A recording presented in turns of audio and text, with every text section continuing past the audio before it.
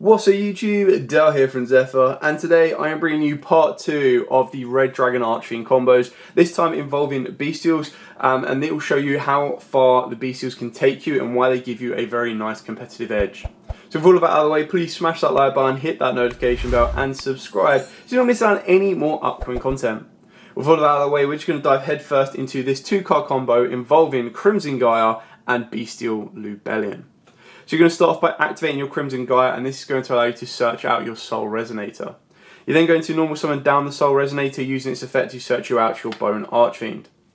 Then use Bone Archfiend's effect to send the Crimson Gaia. Now obviously with a full hand you could choose to keep the Crimson Gaia if you want, but I'm going to show you what you can do with the base minimum, and then you can send any other card from your hand. So we're going to summon down the Bone Archfiend. We're going to use this effect to level manipulate your Soul Resonator by sending a Crimson Resonator from deck to the graveyard. We're then going to synchro summon these two together and go into your Hot Rising. Rising is then going to use its effect to revive Crimson. And then you can use Crimson's effect because you control exactly one Dark Dragon synchro to summon out a Vision and a Synchron. Now at this point what you want to do is you can use Vision or Crimson, entirely up to you, to synchro summon into a Scarred Dragon Archfiend. In doing so you can trigger the Vision Resonator's effect to search you out either Red Zone or Red Screen. Now Red Zone gives you that nice ability to revive a banished dragon, which you can do, but sometimes you might actually be using your Bestial Dispatter to spin it back. It also gives you that ability to pop a card, which you can get through Branded Beast instead as well. I quite like the idea of going to Red Screen, because this one means your opponent's monsters cannot declare an attack, and then during each of your end phases you pay 1,000 life points, or this card is destroyed. You can target one level 1 tuner in your graveyard, destroy this card, and if you do, special summon that target. Red Dragon Archfiend must be on the field to activate and resolve that effect.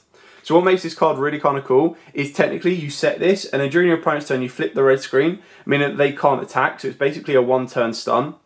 And then if you wanted to, as long as you control either Scarred Dragon Archfiend or actually Red Dragon Archfiend, which you can get to when you get rid of Scarred during your opponent's turn if you bring it back, this will then give you the ability to sack it off to bring back the Synchron Resonator, so you've got a play to go again the next turn, and Synchron can technically add back the Soul Resonator. So you never actually pay any life points, and you just loop your Synchron Resonator for pretty much free.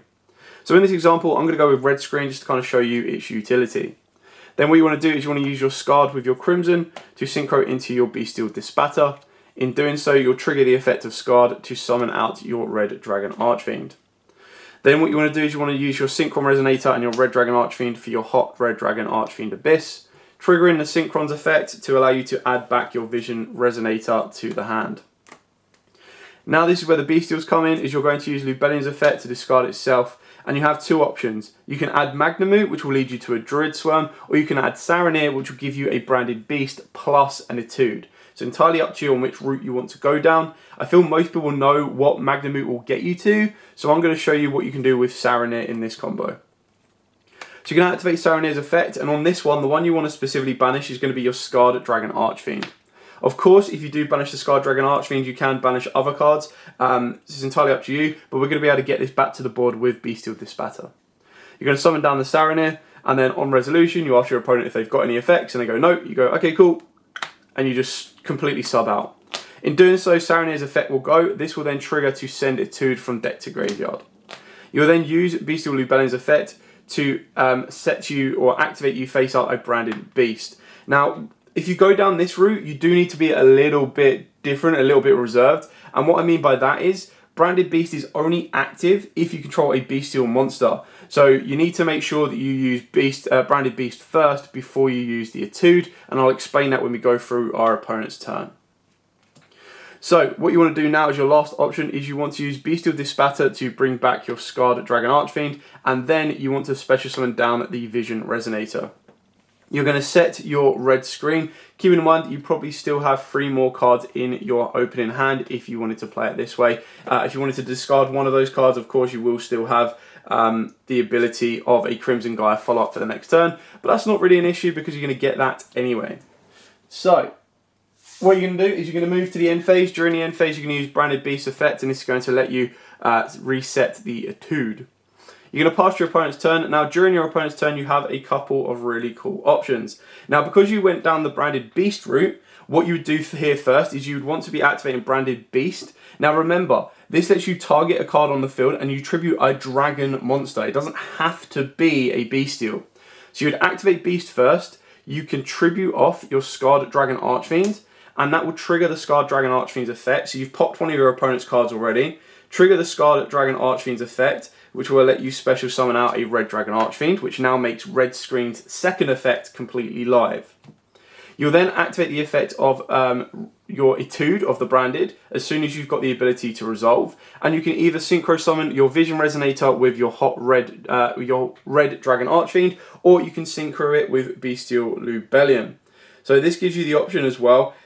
You also got the ability to destroy all your opponent's attack position monsters when you do synchro off your Scarred Dragon Archfiend. So if you were to keep this on the board and make it a Dark Dragon, you'd be able to destroy all of those, but your red screen covers that kind of block attack anyway. So at this point here, if you wanted to make sure the second effect of red screen is live, when you activate the Etude, you use Lubellion and you use your Vision Resonator, and this will let you summon Baron. So as long as you've not locked yourself into specifically Dark Synchros or anything, you have now got a Baron to the board. You'll also get to use the Vision Resonator's effect, and this is going to allow you to add one from deck to grave. So you can add a Crimson Gaia, so you can start your combos all over again the next turn. Not to mention any other hand traps you may have, so you've still got a pretty decent hand. So we've used Etude, we've used Beast, we've popped a card, we've synchroed into Baron, then we can activate red screen so our opponent can't get through this, and the best thing about that is you are set good to go. Now the only difference is if you were to use Druid Swarm instead of the Beast, is rather than a trap pop, you'd actually have a Disbatter negate without having to rely on your opponent. So that's just another thing to keep in mind when you're going forward with this play. Now, of course, during the end phase, you don't pay anything, but you can actually activate Red Screen's effect to sack it off if you wanted to add you back your Synchron Resonator. So again, you've replenished your entire hand, and you've still got the abilities of all of this as well.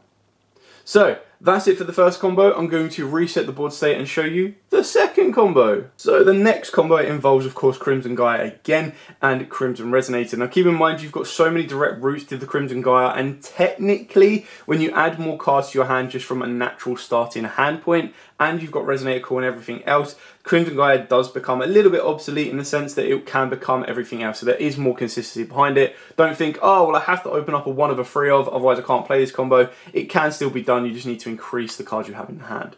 Again, I'm showing you what you can do with the base minimum, and then you can work yourself away, around everything else when you do test hands. So, you're going to activate the Crimson Gaia, same old play. You're going to search out your Soul Resonator. You control no monsters, so you get to special summon down the Crimson Resonator, and then you get to normal summon down the Soul Resonator. Soul's effect will search you out the Bone Archfiend, and then you're going to use Bone Archfiend's effect, send in the Crimson Gaia in order to summon itself down. Then level manipulate your soul by sending down the Obsessive Overloop. Now I know at this point a lot of people are going to be like, well, hang on a minute, you need to have exactly 1 Dark Dragon in order to use Crimson Resonator's effect, so how do you do that? Well, very simply, I'm going to show you how you do that now.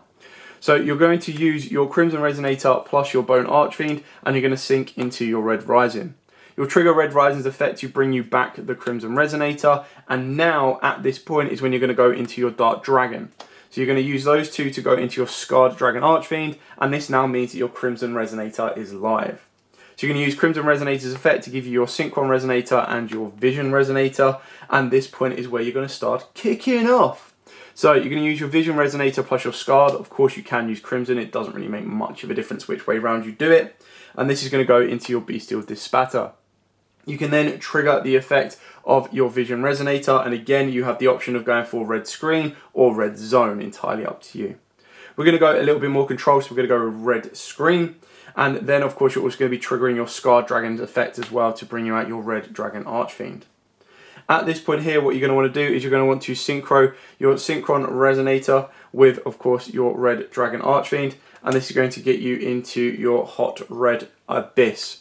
You're then going to use the effect of your Synchron Resonator in the graveyard to add back your Vision Resonator as a free summon, which is going to be very, very nice. You're also going to use the Obsessive Overloop in the graveyard to banish your Red Rising Dragon, which is very important because you want that level 6 monster on the board. And you're going to add the Obsessive Overloop back to the hand. You're then going to activate your Bestial Disbatter's effect to bring this back to the board, and then you're going to synchro into basically any level 8 Dark Dragon.